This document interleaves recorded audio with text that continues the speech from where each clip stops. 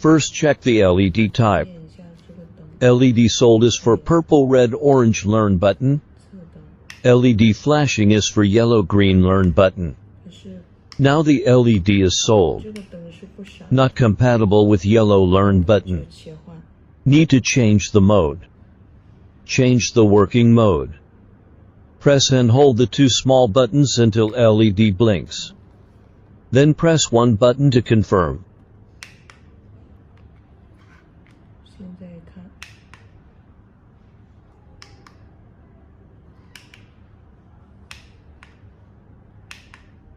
看它的灯在闪， Press the learn button. Then press the remote button which you confirm the mode on step 2. The door is active.